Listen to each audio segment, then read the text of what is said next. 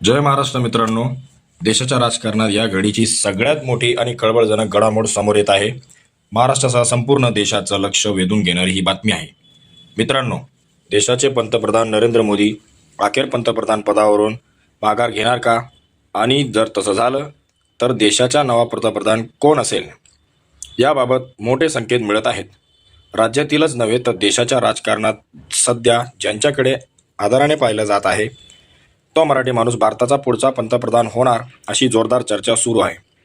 आता ही लढाई फक्त राज्याच्या नव्हे तर थेट देशाच्या सत्तेची असल्याचं बोललं जात आहे. जर तुम्ही कोणत्याही पार्टीचे कट्टर समर्थक असाल तर हा क्षण आहे तुमची ताकद दाखवायचा. चॅनलला सबस्क्राईब करा, व्हिडिओला लाईक करा आणि तुमचा आवाज सगळ्यांपर्यंत पोहोचावा. तुमचा प्रत्येक क्लिक म्हणजे तुमच्या पार्टीला साथ आणि महाराष्ट्राच्या राजकारणात तुमचा सहभाग.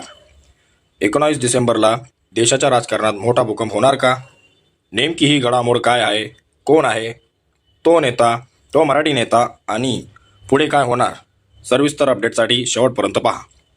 सगळ्यात मोठी अपडेट, देशाचं आणि महाराष्ट्राचं राजकारण हादरणार. मित्रांनो, महाराष्ट्रासह संपूर्ण देशाच्या राजकारणात अतिशय मोठ्या घडामोडी घडू लागल्या आहेत. या घडामोडींमुळे देशातील राजकीय वातावरण वेगाने बदलताना दिसत आहे. आता महाराष्ट्र पुढे सरसावत मराठी माणसाला देशाच्या पंतप्रधान बनवण्यासाठी आगेकूच झाल्याची चर्चा रंगू लागली आहे. या सगळ्या हालचाली सुरू असताना सत्ताधारी आणि विरोधी पक्षांची भूमिका काय असेल हेही तितकंच निर्णायक ठरणार आहे.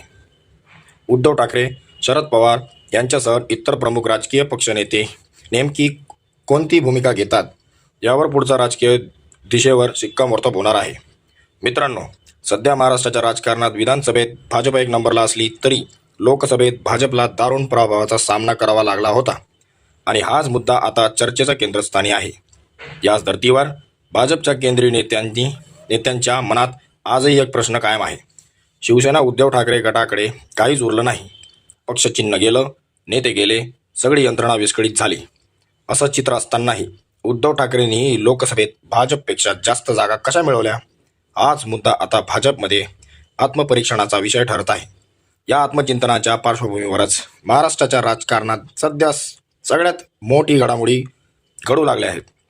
देशपातळीवर पाहिलं तर भारतीय जनता पार्टी अवघ्या काठावर पास झालेली आहे.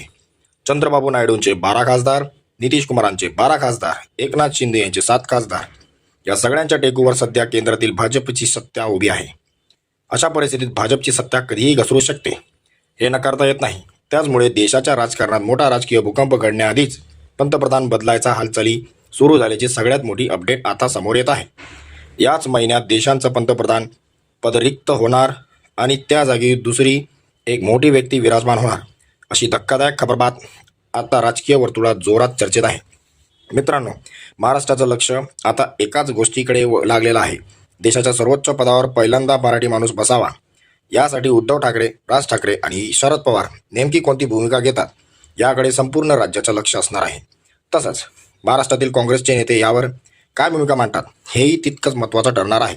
त्यामुळे अखेर महाराष्ट्रातील कोणता नेता देशाच्या सर्वोच्च पंतप्रधान पदावर विराजमान होणार हे पाहणं आता महत्त्वाचं ठरलं आहे.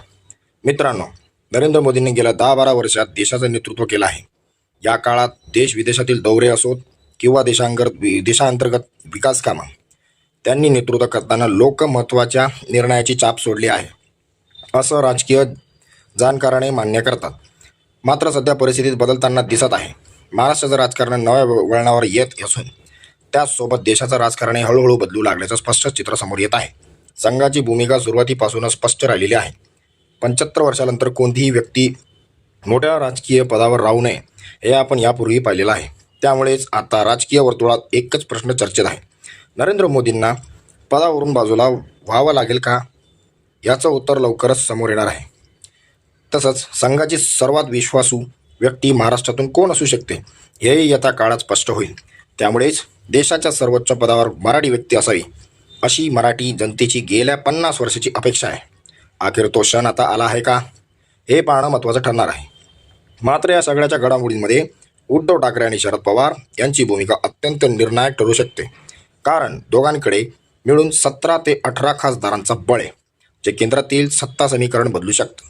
नेमकी कोणता घडामोड पडते त्या येत्या काळात स्पष्ट होईलच. पण सध्या देशाच्या आणि महाराष्ट्राच्या राजकारणात काहीतरी मोठं घडण्याचे संकेत निश्चितच मिळत आहे. हे आता आपल्याला समजून घ्यावं लागेल. येत्या 19 डिसेंबरला देशात सर्वात मोठा राजकीय भूकंप होईल. महाराष्ट्राचा पंतप्रधान बदलेल आणि मराठी माणूस पंतप्रधान होईल, असा खळबळजनक दावा राज्याचे माजी मुख्यमंत्री आणि काँग्रेसचे ज्येष्ठ नेते पृथ्वीराज चव्हाण यांनी केला आहे. पृथ्वीराज चव्हाण यांनी स्पष्ट केलं आहे की पंतप्रधान होणारी व्यक्ती मराठीच असेल आणि ती भाजपचीच असू शकते. हा दावा देखील त्यांनी देशातल्या नव्हे तर जगभरातल्या घडत असलेल्या घडामोडींच्या संदर्भात दिला आहे.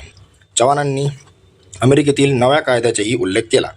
त्यांच्या म्हणण्यानुसार अमेरिकेत एक व्यक्ती जो इस्रायलचा गुप्तहेर होता, त्याने अनेक दिग्गज व्यक्तींच्या बंगल्यांमध्ये कॅमेरे लावून स्टिंग ऑपरेशन्स केले होते. आता तो अनेक मोठ्या व्यक्तींचा पर्दाफाश करणार असून त्यामुळे अमेरिकेत मोठा राजकीय आणि सामायिक धमाकूळ उडवण्याची शक्यता असल्याचे पृथ्वीराज चव्हाण यांनी सांगितलं आहे. या जागतिक घडामोडींचा थेट परिणाम भारताच्या राजकारणावरही होऊ शकतो आणि त्यामुळेच पंतप्रधान बदलायचा चर्चा वेग आल्याचे राजकीय वर्तुळात बोललं जात आहे. अमेरिका सरकार येत्या 19 डिसेंबरला एक कायदा करून त्या दिग्गजांची नावं जाहीर करणार आहे, असा दावा पृथ्वीराज चव्हाण यांनी केला. आता यात नेमकी कोणाचे नावं समोर येतील हे पाहावं लागेल. याची मला फारशी माहिती नाही, असंही चव्हाण म्हणाले. मात्र अमेरिकेत झालेल्या या स्टिंग ऑपरेशनचे पडसाद भारतातही उमटण्याची शक्यता त्यांनी व्यक्त केली आहे. पिंपरी चिंचवड येथे जनगणना ह्या पुस्तकाच्या प्रकाशानंतर बोलताना चव्हाण यांनी भारतात 19 डिसेंबरला मोठा राजकीय भूकंप होण्याची भकीत केलं आहे. ते पुढे म्हणाले, जर बदल घडून आला तरी काँग्रेसच्या पंतप्रधान होणार नाही, कारण सध्या आमच्याकडे बहुमत नाही आहे. त्यामुळे देशाच्या राजकारणात कोणता मोठा बदल घडतो हे पाहणं आता अत्यंत महत्त्वपूर्ण ठरलं आहे. दुसरीकडे आठवडाभरापूर्वी एक पत्रकार परिषद बोलताना पृथ्वीराज चव्हाण यांनी आंतरराष्ट्रीय घडामोडींवर महत्त्वपूर्ण भाष्य केलं होतं. त्यावेळी त्यांनी देशाच्या पंतप्रधानपदी मराठी व्यक्ती बसवण्याची शक्यता निर्माण होत असल्याचा दावा केला होता. गेल्या 6 महिन्यांपासून अमेरिकेत सुरू असलेल्या एक स्टाईल फाईल्समुळे निर्माण झालेल्या गोंधळाचा उल्लेख करत चव्हाण म्हणाले की ह्या कागदपत्राचे तपशील जर पूर्णपणे सार्वजनिक झाले तर त्याचे पडसाद भारताच्या राजकारणातही उमटू शकतात. जेफी स्टाईन या अमेरिकन उद्योगपतीने अनेक गैरकृत्यांमध्ये सहभाग घेतल्याचा आरोप असून या प्रकरणात विविध देशांतही काही प्रभावशाली नेत्यांची नावं समोर आली आहेत. विशेष म्हणजे त्या यादीत अमेरिकेचे माजी अध्यक्ष डोनाल्ड ट्रम्प यांचाही उल्लेख असल्याचा पृथ्वीराज चव्हाण यांनी म्हटलं आहे. या आंतरराष्ट्रीय घडामोडींचा भेट परिणाम देशांतर्गत राजकारणावर होऊ शकतो आणि त्यामुळेच येत्या काळात भारताच्या राजकारणात मोठे बदल घडण्याची शक्यता वर्तवली जात आहे. अमेरिकन संसदने या प्रकरणाचा सातत्याने पाठपुरावा सुरू ठेवला असून सुमारे 10,000 कागदपत्रं त्यांच्या ताब्यात असल्याचा दावा पृथ्वीराज चव्हाण यांनी केला आहे. ही माहिती जर सार्वजनिक झाली तर डोनाल्ड ट्रम्प यांना पदाचा राजीनामा देण्याची वेळ होऊ शकते, असंही त्यांनी म्हटलं आहे. यामुळे अमेरिकेत घडणाऱ्या घडामोडींचे थेट पडसाद महाराष्ट्रात आणि महाराष्ट्रातील घडामोडींचे थेट परिणाम देशांच्या राजकारणावरती दिसू शकतात. याच पार्श्वभूमीवर महाराष्ट्रातील एखादी व्यक्ती देशाचा पंतप्रधान होण्याची शक्यता सध्या व्यक्त केली जात आहे. मग तो व्यक्ती कोण असू शकतो? तर नागपूरचे ज्येष्ठ नेते नितीन गडकरी यांचं नाव सध्या जोरदार चर्चेत आहे. नितीन गडकरी यांना पंतप्रधान पदाची संधी मिळू शकते, अशी शक्यता आता देशांच्या राजकारणात निर्माण झाली आहे. जर नितीन गडकरी देशाचे पंतप्रधान झाले तर देशाच्या सर्वोच्च पदावर विराजमान होणारे ते पहिले मराठी व्यक्ती असतील. ही एक ऐतिहासिक आणि महत्त्वाची घडामोडी ठरेल. मित्रांनो, या संपूर्ण घडामोडींवर तुमचं मत काय आहे? तुमच्या प्रक्रिया आणि विचार आमच्यापर्यंत नक्की पोहोचवा. त्यापर्यंत जय हिंद, धन्यवाद.